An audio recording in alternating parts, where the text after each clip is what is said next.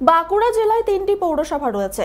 এই পৌরসভাগুলিতে পরিষ্কার পরিচ্ছন্ন রাখার জন্য পৌরসভার তরফ থেকে সাফাই কর্মী নিয়োগ করা হয়েছে। সাফাই কর্মী থাকলেও বিগত দিনে পৌরসভা এলাকায় জঞ্জাল মুক্ত করার জন্য সাধারণ মানুষদের কাছে বিক্ষোভের মুখে পড়তে হয়েছে পৌরসভাকে। তবে বাঁকুড়া পৌরসভাকে জঞ্জাল মুক্ত করতে এবং পরিষ্কার পরিচ্ছন্ন রাখতে পৌরসভার যে সমস্ত সাফাই কর্মী রয়েছে তাদের জন্য বিশেষ প্রশিক্ষণের ব্যবস্থা করল উৎকর্ষ বাংলা। কর্মীদের জ্ঞান ও দক্ষতা বৃদ্ধির জন্য 3 দিনের প্রশিক্ষণ দেওয়া হবে। জেলার মোট 500 জন সাফাই কর্মীর নাম নথিভুক্ত করা হয়েছে এই প্রশিক্ষণ শিবিরে।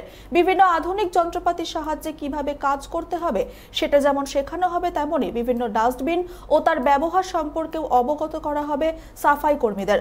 সাফাইয়ের কাজ করার সময় তারা নিজেরাও যাতে সুরক্ষিত থাকেন সে বিষয়ে পরিচ্ছন্নতা ও প্রাথমিক চিকিৎসার প্রশিক্ষণ দেওয়া হবে জানিয়েছেন বাঁকুড়া জেলা উৎকর্ষ বাংলার প্রজেক্ট ম্যানেজার আকাশ বটব্বাল। আমরা উৎকর্ষ বাংলার মাধ্যমে আমাদের আরপিএল মোডে যে ট্রেনিংটা হয়, রিকগনাইজ কাম প্রায়োর লার্নিং, এটা হচ্ছে 3 দিনের ট্রেনিং হয়, যার ডিউরেশন 12 ঘন্টা।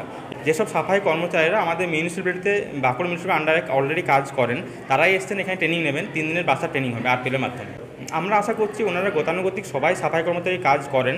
এই ট্রেনিংয়ের মাধ্যমে ওনারা আরও কীভাবে ভালো করে, আরও সিস্টেমেটিক উপায়ে, হাইজিনিক উপায়ে কীভাবে আরও ভালো করে সাফাই কর্মচারী কাজটা করতে পারেন এবং নিজেদের স্বাস্থ্য সচেতন হতে পারেন, সেটাই আমরা চেষ্টা করব 3 দিনের মাধ্যমে ওনাদের শেখানোর জন্য।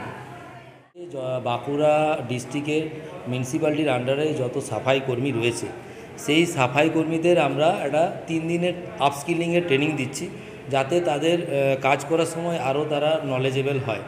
এবং সেই ভেতরে থাকছে আপনার আপস্কিলিংয়ের মধ্যে অনেকটা হেলথের, প্লাস হচ্ছে আপনার ওরা হাইজিনিক মেনটেন, এইসব ব্যাপার নিয়ে আমরা 3 দিনের আপস্কিলিং ট্রেনিং করাচ্ছি, যেটা উৎকর্ষ বাংলা থেকে হচ্ছে এবং উৎকর্ষ বাংলার আরপিএল নামে পরিচিত। এদেরকে আমরা স্কিল ডেভেলপমেন্ট করব এবং যারা ওরা যে পরিষ্কার পরিচ্ছন্ন করে কিছু অত্যাধুনিক মেশিন দেখাবো, যে তারা আরও উন্নতিভাবে কীভাবে করে।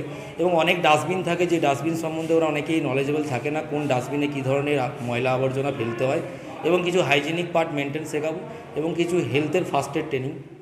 বাঁকুড়া থেকে নবেন্দু হাটের রিপোর্ট, চ্যানেল 24/7।